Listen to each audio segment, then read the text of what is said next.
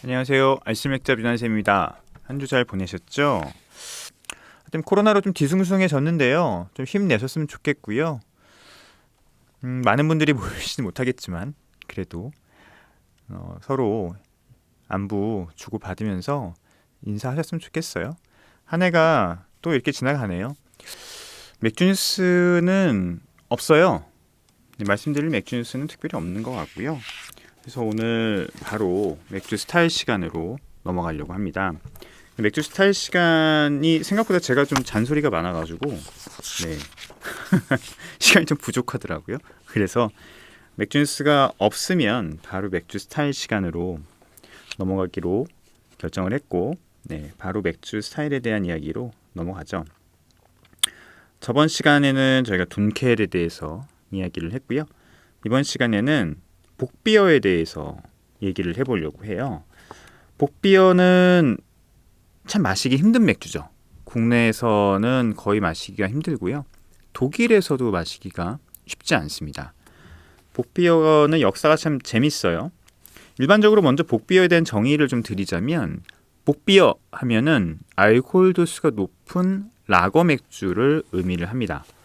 그런데 알코올 도수가 높다라고 하는 게 좀 도대체 몇 도냐? 현대 맥주에 있어서 맥주의 알코올 도수가 계속 올라가고 또 크래프트 씬의 영향으로 인해서 이제 맥주가 뭐 8도, 9도, 10도, 뭐 12도, 14도까지 올라가는 거는 이제 크게 어려운 일이 아니게 됐어요. 그러다 보니까 단순히 알코올 도수가 높은 라거라고 얘기를 하기가 참 애매해요. 왜냐하면 여기서 복비어에서 말하는 알코올 도수는 한 6도 정도를 의미를 하거든요. 6도에서 7도 사이를 의미합니다.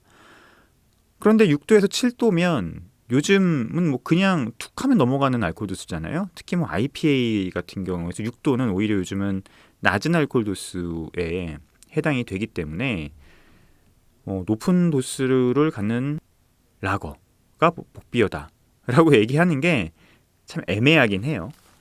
그래서 이렇게 얘기하면 오히려 좋을 것 같아요. 알코올 도수가 6도에서 7도에 갖는 라거 맥주. 뭐 일단 복비어 같은 경우는 그 시작을 얘기를 해야 될 것 같아요.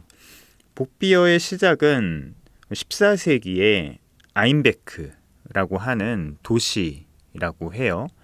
그래서 우리가 일반적으로 복비어라고 하면 아인베크에서 시작된 알코올 도수가 좀 높고, 특히 이 아인백이라는 지방은 지금은 맥주로 크게 유명한 지방은 아니지만 중세만 해도 홉을 굉장히 잘 사용하는 그런 맥주를 만든 지역이라고 해요. 그러니까 홉이라고 하는 그 식물이 맥주에 사용된 게 총 맥주 역사로 봤을 땐 그렇게 길진 않거든요. 13세기인가요?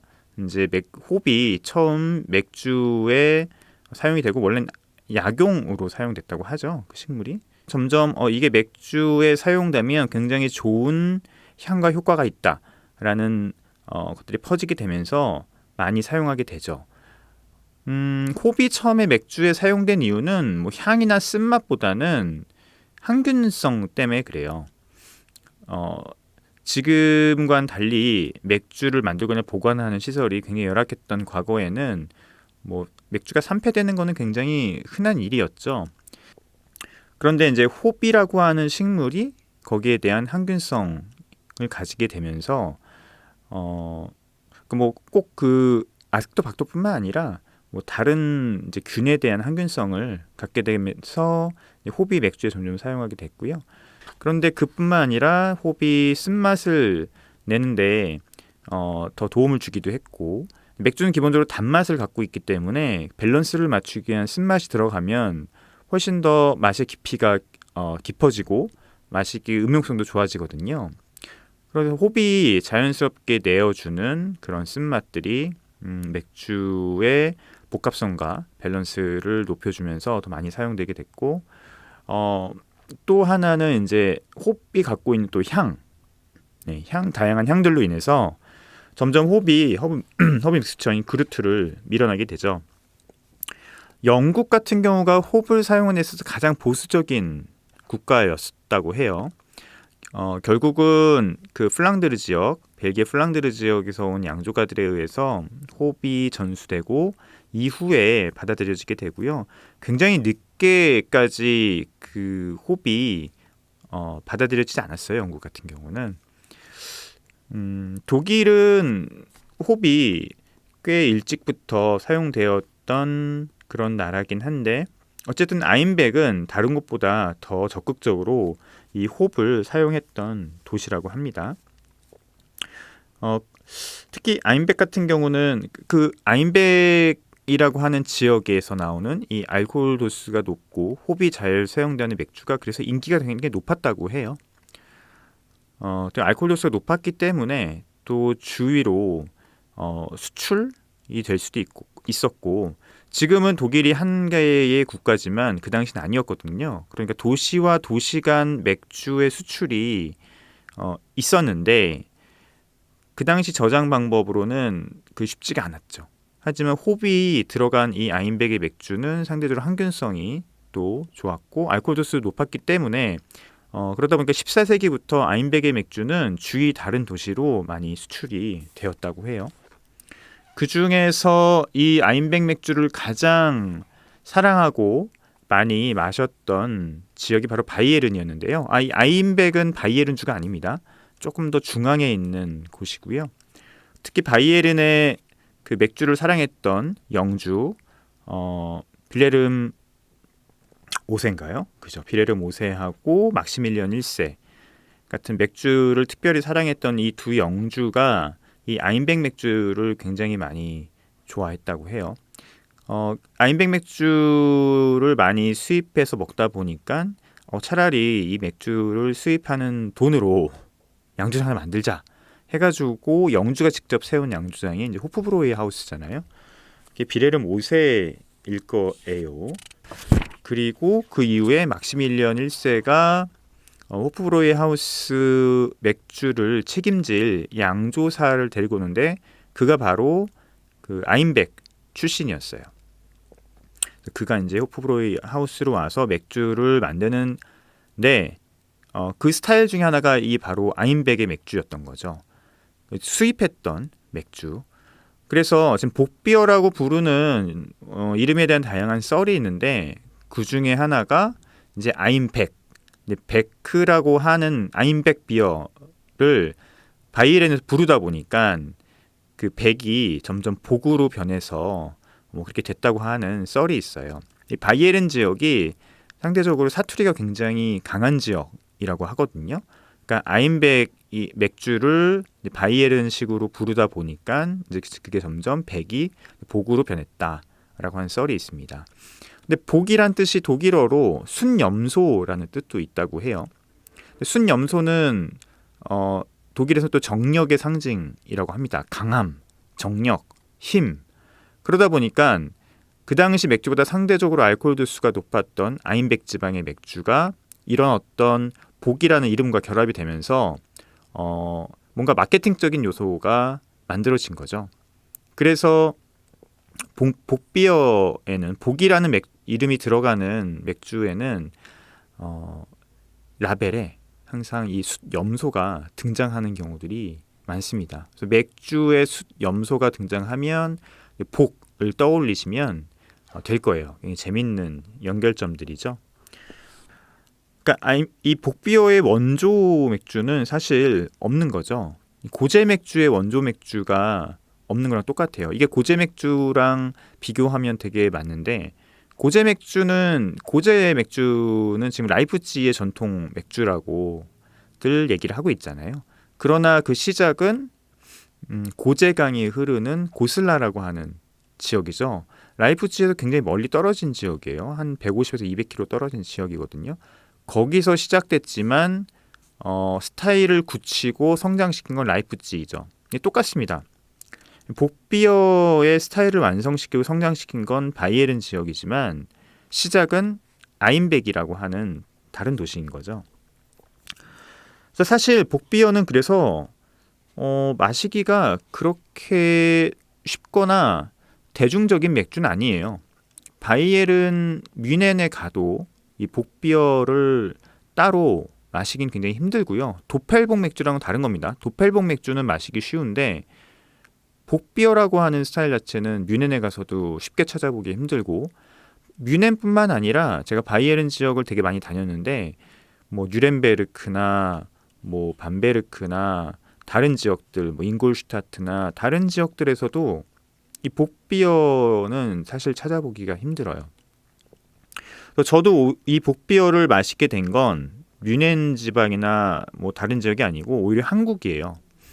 이 한국에 2년 전인가 3년 전인가 하여튼 그때 독일 맥주를 수출하고자 하는 회사들이 일종의 쇼케이스를 열었던 적이 있거든요. 그때 처음 이 아임백 맥주를 마셔봤어요. 지금 여기 이 책에도 나오는데요.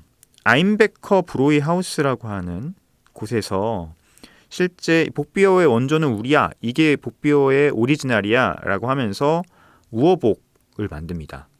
그래서 아임백 우어복이라는 맥주들을 만들고 있는데요. 이 회사가, 이 브루어리가 3년 전인가 한국에 왔었고 작년인가도 아마 왔었던 걸로 제가 기억해요. 작년에 제가 못 가봤는데 그래서 이 맥주를 세일즈하기 위한 쇼케이스를 열었고, 제가 거기서 그 독일 맥주에 관심이 많았으니까 다양한 맥주들을 테이스팅을 해봤는데 이 맥주를 보고서는 너무 반가워서, 왜냐면은 독일에서도 쉽게 구할 수 없는 맥주였기 때문에 그래요. 독일에 갔었을 때도 제가 아임백은 또 가보지 못하고 굳이 이 맥주 때문에 아임백을 갈 필요는 없었거든요. 그 당시에. 지금은 한번 가볼 생각이 있습니다. 근데 어쨌든 이 맥주를 보자마자 너무 반가워서 시음도 하고 또 맥주를 좀 샘플로 달라 그래서 거기서 쇼케이스에 있는 이 아임백 맥주를 다 가져왔던 기억이 있습니다. 그래서 따로 테이스팅을 좀 했고요. 이 맥주의 모든 것에서는 이 복비어를 어떻게 다루고 있는지 좀 볼까요? 라고는 가볍고 묽으며 지루하다는 나쁜 평판을 얻고 있다. 그런데 이를 꼭 찍어 반박하는 맥주가 바로 복비어다. 여기 보크비어라고 했어요. 네, 복이라고 얘기를 하겠습니다. 복은 박치기를 하는 염소와 밀접한 관련 있는 메가향 풍부한 묵직한 라거다 라고 합니다. 맞습니다. 메가향이 풍부한 묵직한 상대적 바디감이 높고요. 알코올 도수가 있는 맥주라고 보시고요. 기원을 보자. 14세기 독일의 중세도시 아임백, 니더작센주네요. 네, 니더작센주의 양조업자들은 다른 지역과 달리 에일을 양조하기 시작했다. 그 시기에는 종종 달거나 시큼한 맛이 나는 어두운 빛깔의 탁한 맥주가 정상이었다. 여기 가로치고 에일을 양조하기 시작했다고 가로치고 순수령이 제정되기 훨씬 전의 일이었다는 사실을 기억할 것이라고 되어 있는데, 니더작센주는 맥주 순수령하고 전혀 상관이 없는 주예요. 그러니까 이게 잘못 쓴 거죠. 오해하기 쉬운 그런 것인데요. 맥주 순수령은 바이에른 주에 있는 그 주의 맥주법이었어요. 그러니까 일종의 맥주 양조법인 거죠. 그렇기 때문에 니더삭센주는 바이에른에 제정된 맥주 순수령과는 전혀 상관이 없고요. 맥주 순수령이 전 독일 제국의 법이 된 거는 1871년 이후의 일이죠. 독일이 통일된 이후의 일이기 때문에 바이에른 주에서 맥주 순수령이 만들어지든 말든 다른 주는 전혀 상관이 없었어요. 그러니까 다른 주령은 다른 나라죠. 그냥 다른 나라들입니다. 그렇기 때문에 요거는 약간 오해 소지가 있는 글이고요.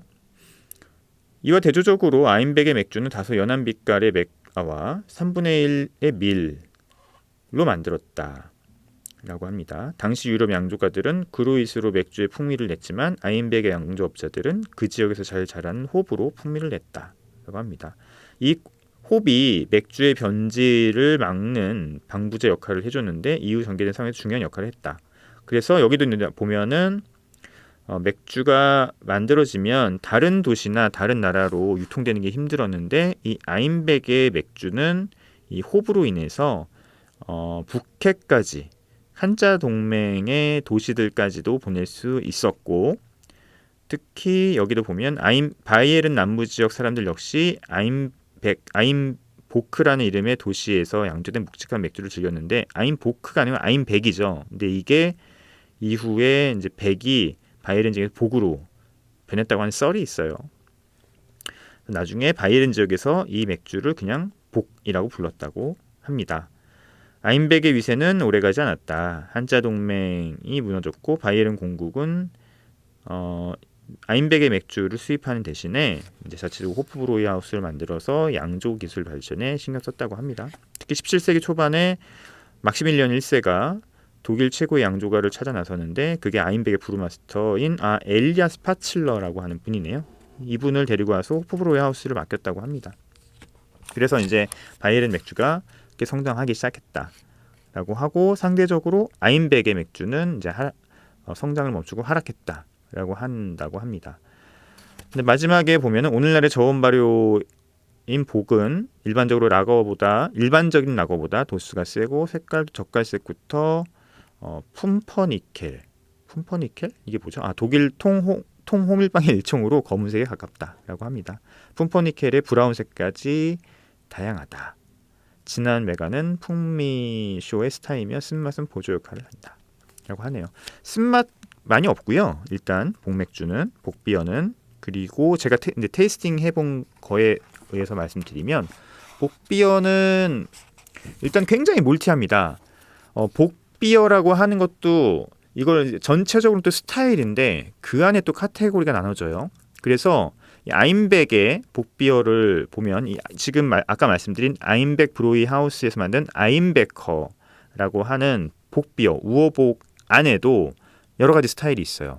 그래서 우어복 헬, 우어복 둔켈, 또 우어복 모 해가지고 여러 가지 스타일이 있고요. 그래서 복비어의 컬러가 뭐다라고 특별히 말씀드릴 수 없는 게 우어복 헬 같은 경우는 헬은 밝다란 뜻이잖아요. 밝은 색깔이 나는 알코올 도수가 높은 라거예요.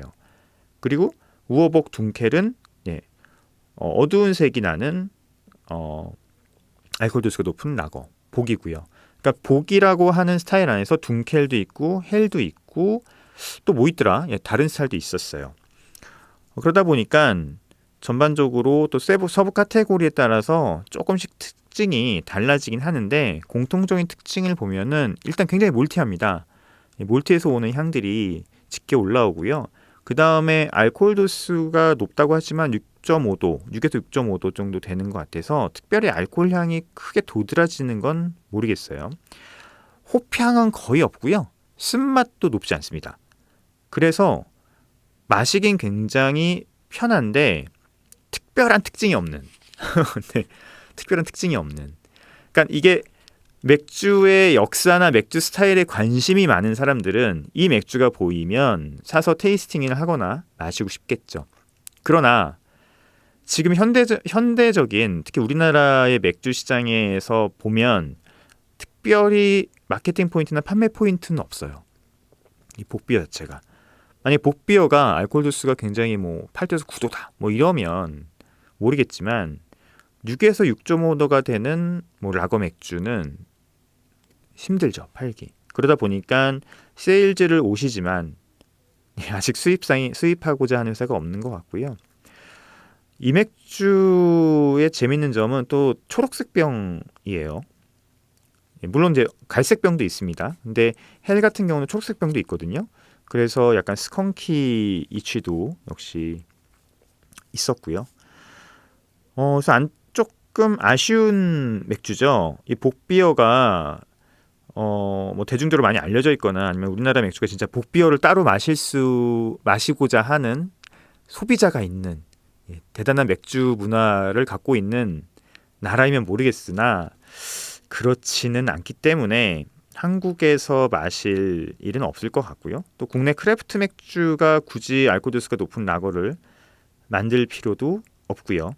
그리고 아까 말씀드렸듯이 되게 몰티하기 때문에 단맛이 굉장히 묵직하게 있어요. 클로잉하거나 그러진 않지만 바디감이 미디움 풀까지 올라갑니다. 그러다 보니까 다른 라거에 비해서 상대적으로 목넘김이나 음용성이 또 좋은 건 아니거든요. 그러다 보니까 복비어는 조금 앞으로도 마시기 힘들지 않을까 싶고요. 여기 굉장히 재밌는 박스가 있는데요. 박스 보면 이렇게 또 추가적인 에피소드들을 적어놓고 있거든요. 이 맥주의 모든 것 책에 이 박스에 있는 내용이 재밌는 게 있습니다.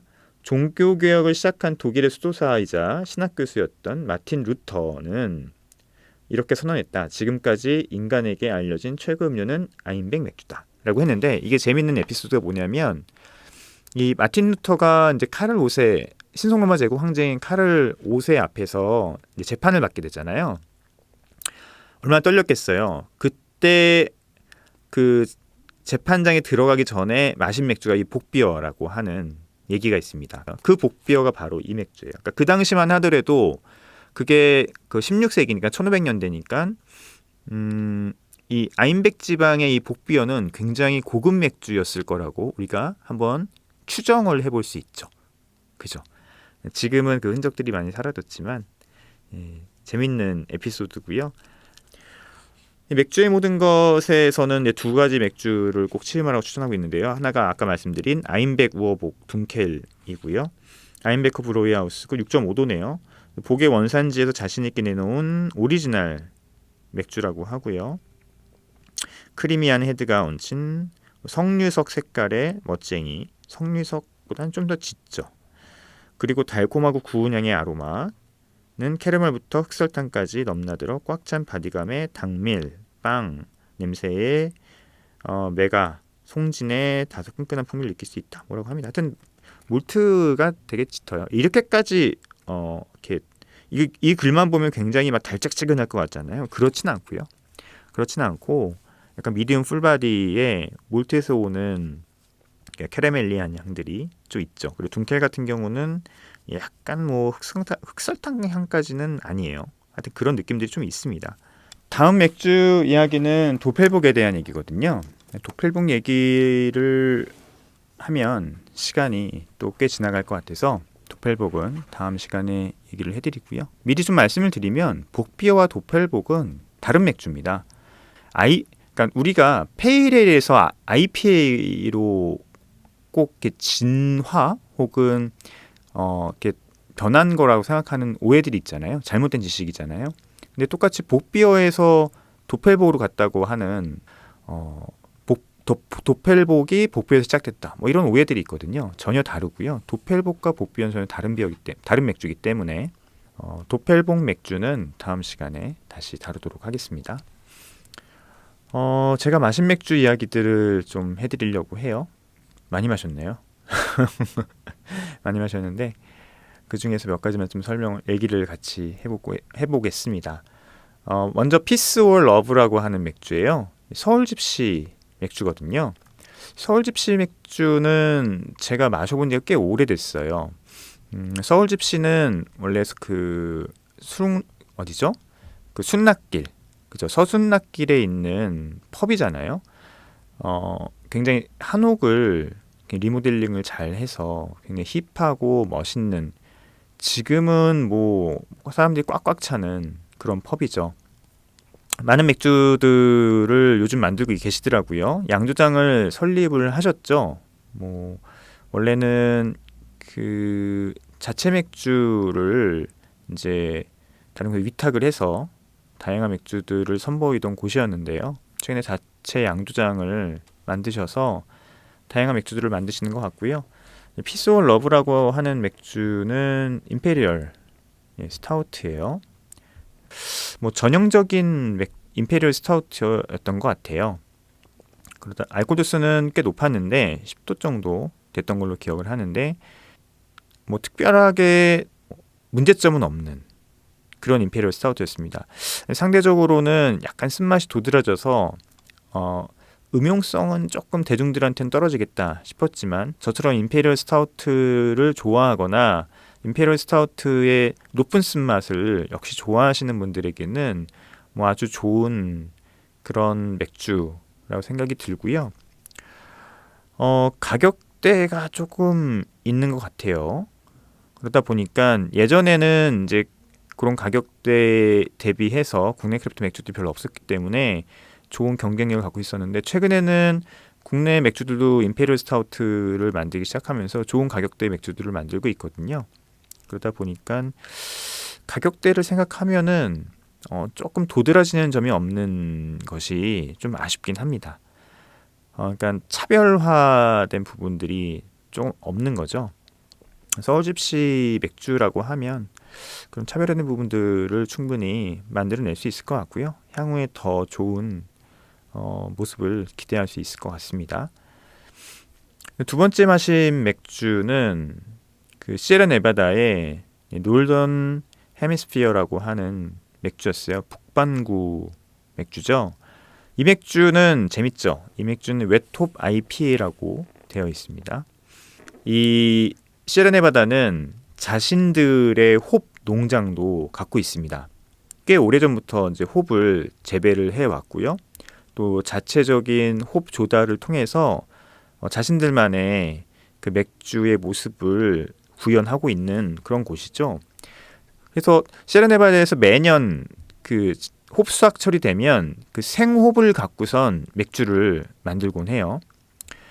홉은 이렇게 따자마자 바로 산화가 되는 그런 식물이다 보니까 생홉으로 맥주를 만드는 게 그렇게 쉽지는 않습니다. 그리고 보통 일반적으로 맥주를 만들 때는 이제 홉 펠렛으로 만들잖아요. 홉을 부신 다음에 그리고 건조시키고 그 다음에 냉각시켜서 만드는 이제 펠레타이징 기술을 통해서 만든 홉 펠렛을 이용을 하는데 홉 펠렛으로 맥주를 만드는 게 훨씬 더 효율적이고 좋을 수 있습니다. 맥주의 균질화도 이룰 수 있고요. 전반적으로 많은 장점들이 있죠. 생홉을 오히려 쓰면은 장점보다 단점이 많을 수 있습니다. 생홉을 쓰면은 조금 더 신선한 홉의 향을 맥주에 넣을 수 있다고 하는 장점이 있는 반면에 일단은 부피도 크고 다루기도 힘들고 그러다 보니까 비용이 증가가 되고요. 또 품질 관리를 바로 하지 않으면 산화의 위험성으로 오히려 맥주에 안 좋은 향을 입힐 수가 있죠. 그래서 그냥 생업으로 맥주 만들면 더 좋은 거 아니야? 라고 생각하실 수 있는데 실제 양조의 관점을 봤을 때는 생업을 쓰는 게 조금 더 리스키한 측면이 큽니다. 근데 어쨌든 시에라네바다는 자체 홉 농장을 갖고 있고 또 그런 어떤 밸류체인 시스템들이 잘 갖춰져 있기 때문에 생홉을 만드는 맥주를 1년에 한 번씩 선보이고 있어요. 그러다 보니까 이 맥주에 이는 그 빈티지가 붙어 있습니다. 재밌죠? 이게 빈티지의 의미예요. 그 해에만 먹을 수 있는 맥주, 혹은 그 해에만 먹을 수 있는 술이란 뜻이죠. 그래서 IPA에도 이렇게 빈티지가 붙는 경우가 생홉에 쓰는 경우에는 있습니다. 2021년 놀던 헤미스피어라고 하는 이름으로 되어 있고요. 이 맥주는 역시 생홉에서 오는 느낌을 느낄 수 있는 아주 좋은 예라고 생각을 해요. 일반적으로 우리가 생홉으로 만든 맥주를 마시기 힘들기 때문에 이런 맥주들은 나오자마자 바로 테이스팅 하는 게 중요하고요. 센테니얼 홉은 제가 굉장히 잘 아는 홉입니다. 제가 처음에 맥주를 만들었을 때 썼던 홉이기도 하고요. 그리고 제가 싱글 홉 맥주를 만들 때도 센테니얼을 자주 썼기 때문에 센테니얼 홉이 들어간 맥주들은 제가 종종 잘 캐치를 하곤 하는데요. 센테니얼 홉의 특징은 일단 자몽향이 있어요. 그리고 굉장히 그레시합니다. 그레시라고 하는 표현이 부정적인 표현도 있고 긍정적인 표현도 있는데 이 센테니얼 홉에서 나오는 이 그레시는 굉장히 긍정적인 표현이에요. 그리고 약간 레지너스한 측면도 있죠. 그래서 이 센테니얼 홉은 일반적으로 우리가 요즘 트렌디한 IPA와는 좀 다른 느낌의 계열의 향을 좀 갖고 있고요. 오히려 정통적인 웨스트 코스트 IPA를 만들 때 쓰면 아주 멋진 향을 만들어주는 그런 홉이죠. 그래서 여기서 이번에 나온 그 시에라네바다의 북반구라고 할게요. 북반구 IPA 생홉 버전에는 이 센테니얼 홉의 특징들이 아주 프레시하게 묻어 있습니다. 그래서 자몽의 힌트도 있고요. 그레시한 측면이 굉장히 이렇게 물씬 올라와요. 그리고 약간 레지너스한 측면도 있고요. 그러다 보니까 마실 때 굉장히 프레시하다, 그레시하다 이런 느낌을 느낄 수 있어요. 생홉에서만 느낄 수 있는 그런 느낌을 얻을 수 있고요. 비터함이 좀 셉니다. 비터함이 좀 세고 홉향과 또 홉에서 나온 쓴맛들이 좀 더 도드라지는 그런 모습을 갖고 있죠. 그래서 쓴맛을 안 좋아하시는 분들에게는 약간 마시기 힘든 어떤 그런 느낌을 줄 수 있고요. 하지만 좀 정통 웨스트코스트 IPA를 좋아하시는 분들, 홉의 약간 그 생홉에서 오는 프레쉬함이나 그레시함들을 좋아하시는 분들은 뭐 마시기 나쁘지 않으실 거라고 생각을 해요. 그리고 이 맥주는 바로 지금 드시는 게 좋을 것 같아요. 좀 더 묵혀두시거나 시간이 지나서 드시면 오히려 이 맥주의 매력이 반감될 수 있기 때문에 바로 지금 드시는 게 되게 좋을 것 같습니다. 파운더스의 포터를 마셨습니다. 파운더스 포터가 요즘 마시기 되게 좋은 것 같아요. 그러니까 그 잠자기 전에 너무 강한 알코올 도수는 좀 힘들고 또 너무 밍숭밍숭한 맥주를 마시기는 또 한두 잔이 아쉽고 그럴 때 차라리 한 잔을 딱 요 맥주를 마시면 좋을 것 같고요. 포터와 스타우트의 차이점은 제가 나중에 스타일 시간에 좀 다시 얘기를 해드리려고 하고요. 뭐 결론적으로는 차이가 없다라고 하는 거기 때문에 그렇고요. 이 파운더스 포터는 그렇게 세지 않죠. IBU가 여기 45라고 되어 있는데 제 느낌으로는 한 40 정도, 35에서 40 정도의 IBU를 갖고 있기 때문에 마시기 그렇게 부담스럽지 않고요. 뭐 여전히 쓴맛이긴 하지만요. 그리고 약간 다크 초콜릿과 커피의 향이 있어요. 강하진 않지만 그런 향들이 확실히 배어 있기 때문에 다크몰트에서 올라오는 다크 초콜릿의 힌트와 또 커피의 뉘앙스를 좋아하시는 분이라고 하면 추천을 해드립니다. 바디감이 굉장히 풀바디하고요. 아주 눅진하거나 묵직하진 않아요. 그래서 풀바디하지만 전반적으로 질감은 굉장히 스무스하고 실키하다는 느낌이 듭니다. 하지만 이렇게 막 끈적이거나 아주 묵직하거나 그런 느낌은 아니기 때문에 음용성이 굉장히 좋은, 마시기 쉬운 어떤 흑맥주라고 보시면 될 것 같아요. 그래서 지금처럼 자기 전에 이렇게 좀 두 잔은 좀 힘들고 한 잔 정도 마시고 싶을 때 강력하게 추천을 해드리는 맥주입니다. 시간이 다 됐네요. 네, 또 이런저런 얘기하다 보니까 시간이 금방 지나갔습니다. 다음 시간에는 도펠복에 대한 맥주 이야기와 그리고 또 제가 마신 맥주 시음기를 함께 이야기해드리도록 하겠습니다. 건강하시고요. 코로나 조심하시고요. 다음 시간에 뵙겠습니다. 안녕히 계세요.